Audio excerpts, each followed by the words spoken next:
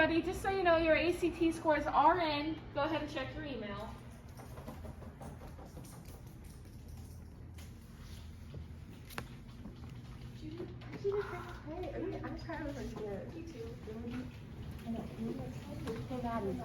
I did terrible. How'd you do?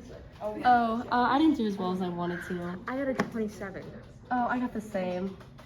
I'm so mad. I am too.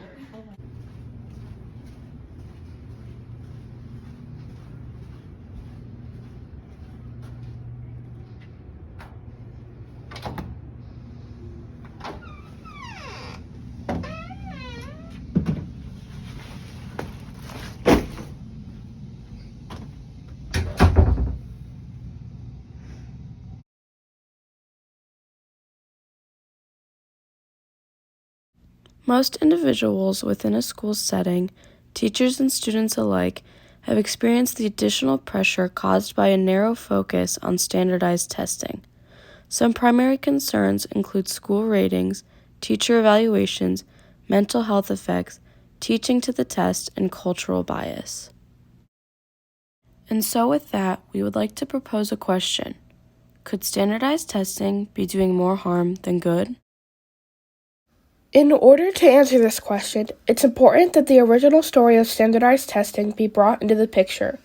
Beginning in the mid-1800s, Horace Mann was a key member of the Massachusetts State Board of Education. After observing oral examinations in European schools, he adopted a negative opinion towards this form of testing.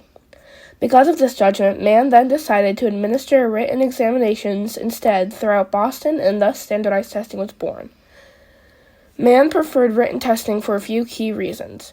1, it served as a permanent record, and 2, open to view for anyone interested. However, Horace Mann's implementation of written exams created tension between teachers and the Board of Education. In 1845, test results were used to dictate whether a teacher was criticized for their ability or the quality of education that the students were receiving on a whole. Several teachers expressed that their written questions were not relevant to the material being taught, and instead of the feedback being seen as constructive, some teachers were simply fired. Fast forward to present day, and teachers' voices are still largely ignored. Through an interview conducted with both a retired educator and a current educator, the evolution of standardized testing over time became visible. The first question we asked was, how does an increased focus on standardized testing affect your ability to teach what you feel is important for your students to get out of the class? The retired teacher answered by saying, the standardized testing administered during the school day takes away from the teaching time. Some students get so nervous or worried that they cannot function.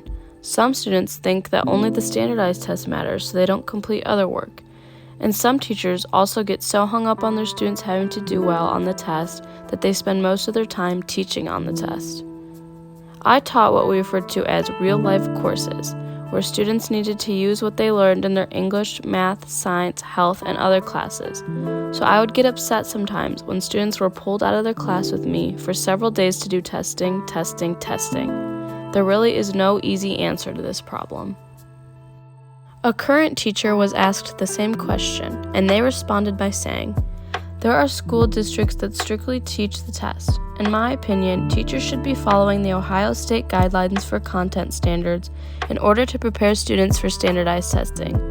All teachers in every grade are responsible for preparing their students for standardized testing, whether they believe it or not. While the majority of teachers aren't the biggest fans of standardized testing, it's clear that our current educators recognize that it's still their responsibility to prepare students for testing regardless of their own feelings towards the matter. That can arise when turning the focus completely towards testing occurs when a teacher, whether intentional or not, causes students to believe that scores are the only thing that matters. In The Tornadic Effect of Standardized Testing, Alfie Kohn explains how teachers often feel obligated to set aside other subjects for days, weeks, or even months at a time in order to devote themselves to boosting students' test scores. 35% of all students have moderate, high, or severe test anxiety. An unnecessary amount of stress is placed on the students when standardized testing forces the success of the district and its teachers to fall on the students' shoulders. Test anxiety, a performance-based anxiety, presents itself in situations where the victim feels immense pressure to do well. Like most anxiety disorders, symptoms can often end up physical. Rima Thompson of WJCT News shared the insight of a pediatrician who experienced this firsthand during the month of February all throughout April. In 2014, she reported seeing a new patient each day with an anxiety-induced stomachache or panic attack. What kind of learning environment is this having our students grow accustomed to? What kind of teaching environment is it creating for our instructors? Remember, teachers' mental health can be affected as well. Teachers are not feeling like they have a say in any of it, which is creating burnout, which is creating mental health issues for teachers, which then makes them less effective in the classroom. That teachers are feeling overwhelmed and not respected and not valued as professionals, which trickles down to students. This is stated by Catherine Brown, who was a counselor at Colorado's finest high school of choice. One factor that remains overlooked is the aspects of cultural bias within both the format of standardized testing and the steps taken by many students in preparation for these tests. Differences in cultural backgrounds or levels of proficiency in the English language are oftentimes not taken into consideration. Instead, everyone taking the test is treated as if they are identical when this is far from the truth.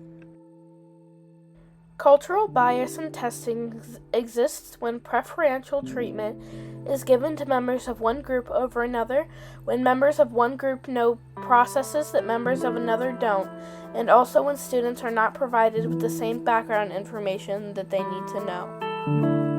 This is used everywhere and even in our schools today. In testing, there are different types of cultural bias. For example, intelligence tests. Students who are learning English will likely encounter words they haven't learned. Test results may reflect their weak English language skills. Cultural bias affects many different types of people, ranging from minorities to those with lower income. Judging from the flaws found in standardized testing, what improvements can be made to this system? Our retired and current teachers have some interesting thoughts regarding this.